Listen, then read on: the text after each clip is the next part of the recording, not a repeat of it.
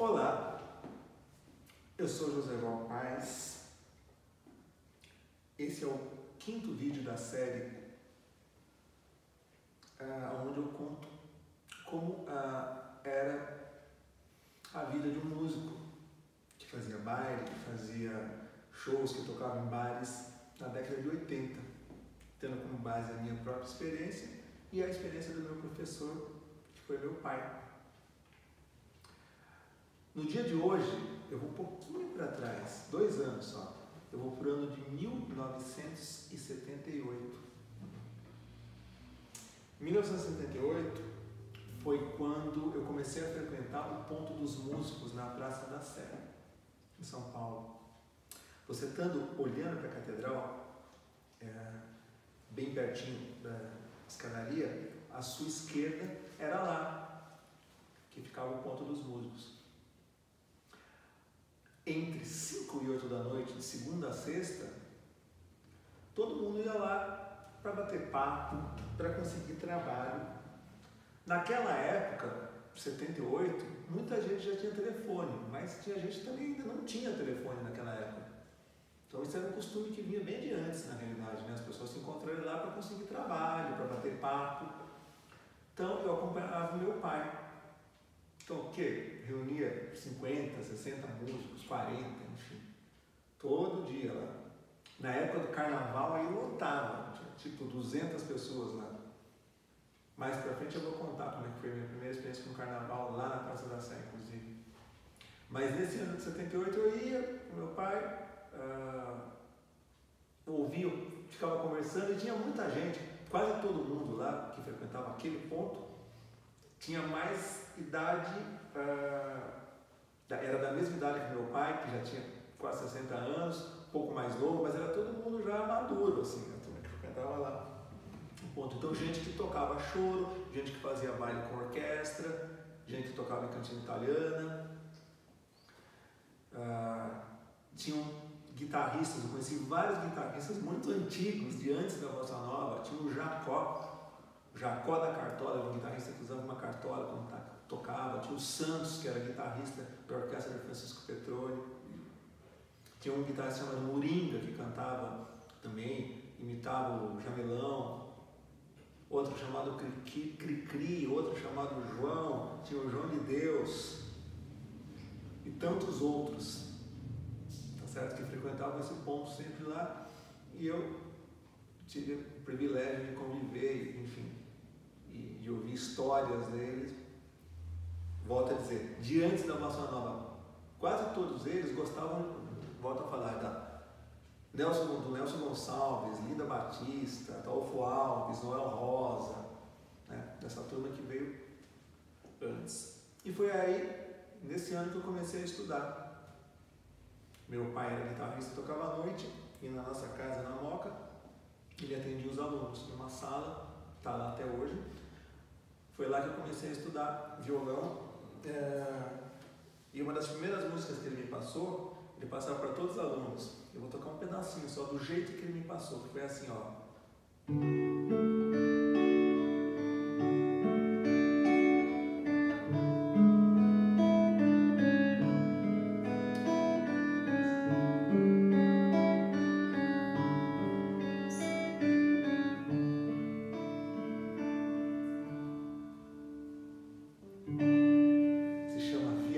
Essa música. E era um arranjo bem simples. Então, naquela época ele passava coisas do gênero dos alunos, passava músicas tipo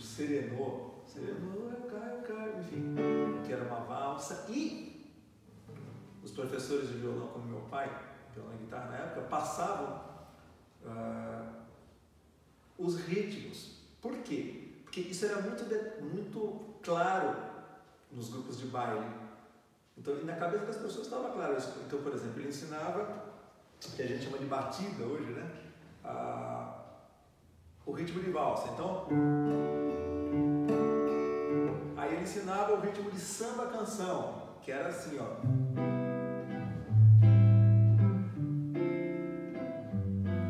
Se vocês forem escutar, ouça, vai viver a sua vida com tudo bem.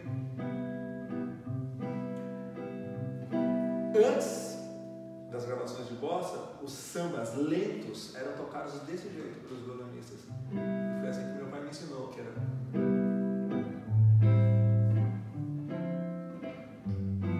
Aí mais rápido...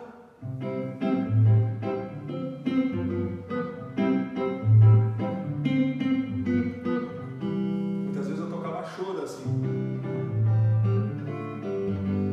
Bom, aí outros ritmos...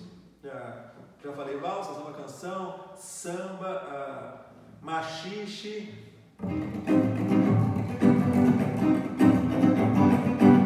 Né? O ritmo que ele chamava, olha que curioso, de jovem guarda.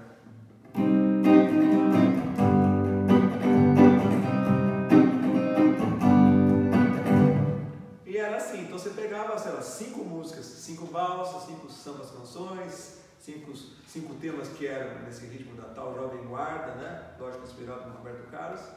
E é isso, né? E outros ritmos que eu não vou citar hoje, tá certo? Bom, ok, aí eu estudei um tempo, ia sempre meu pai ao ponto, aí eu resolvi deixar pra lá. Tá, comecei a fazer pestana, nossa, doeu a mão. Tá bom, até que no ano eu parei de estudar, estudei um ano, uma coisa assim, parei. Aí no ano de 82, né, quando finalmente eu vi meu pai tocar pela primeira vez, como eu contei no nosso primeiro vídeo aqui, aí eu comecei a estudar para valer. Tá certo? Aí esse disco, exatamente esse disco,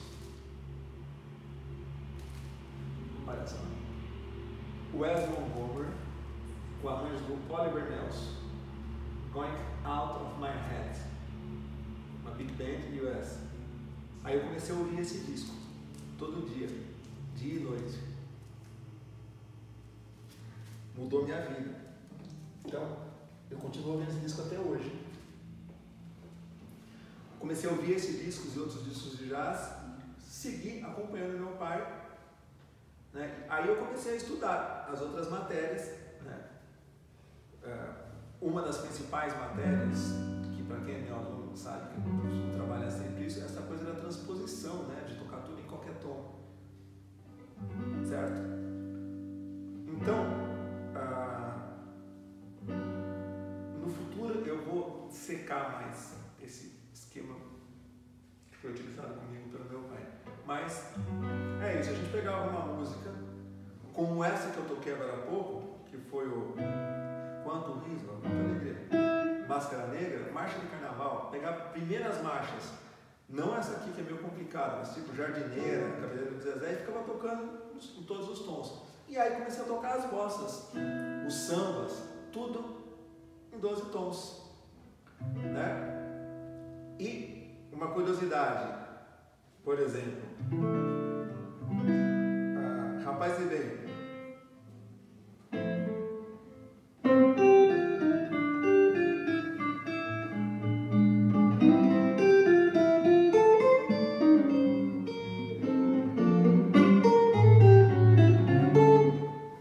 Tô tocando em Fá, aí depois eu tocava em Dó.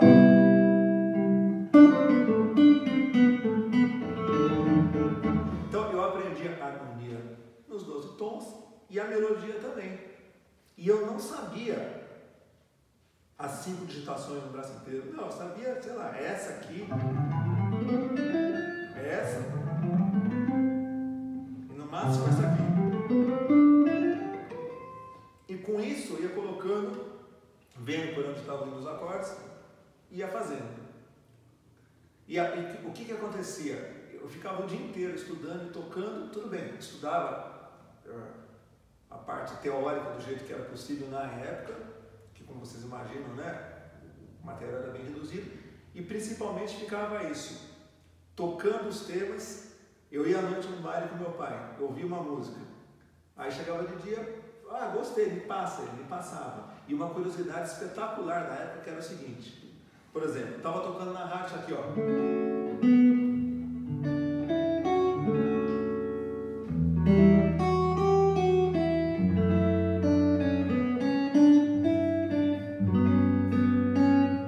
Meu bem querer gravando, eu queria aprender, só que eu não tinha o disco, certo?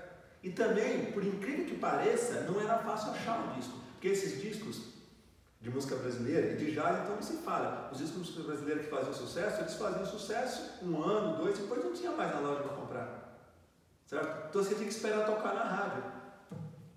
Então, muita gente da minha geração, mais velha inclusive, fazia isso, esperava a música tocar na rádio, pegava o violão correndo, ia lá, tocava junto com a rádio, você tinha uma chance só para escutar, pronto. Aí no dia seguinte, tocava de novo. Muitas músicas do Stevie Wonder, por exemplo, e de tanta gente, eu aprendi desse jeito, ouvi na rádio, tocava todo dia na rádio, porque não tinha como gravar, e aí algum amigo teu que tinha o disco gravava numa fita cassete, tá certo?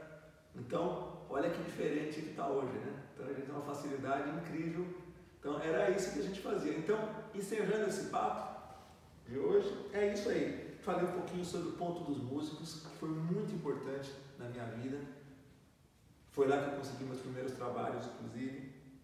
Aprendi muito conversando com aquele povo lá, muito experiente.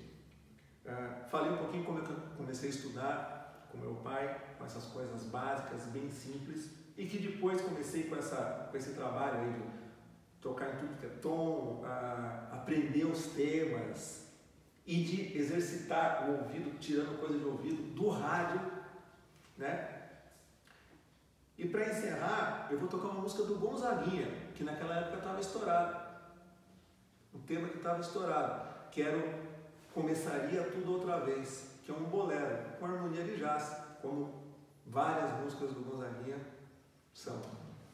Então, e outra coisinha, eu já ia esquecendo, que bom. Uma das principais fontes para mim, o que foi? Eu tocava em casa com meu pai todo dia, ok? Mas a minha mãe me ajudava muito. Quando eu não sabia alguma melodia direito, ela sabia muita coisa. A minha mãe não era profissional, ela cuidava de casa muito bem. E ela pegava e cantava para mim. Eu falava, eu não sei esse pedaço, mãe. Então ela ia lá e cantava. Eu ficava enchendo o saco da minha mãe para aprender melodias. E tocava com a minha mãe. Que, aliás, é uma coisa espetacular. Tocar com a mãe e com o pai é muito bom. Boa sugestão essa aí. Ela me ajudou muito. E essa música, Começaria Tudo Outra Vez, nessa época que eu ouvi, as primeiras vezes com a orquestra do Salgado Filho. Nunca mais vou esquecer. É isso aí, ó.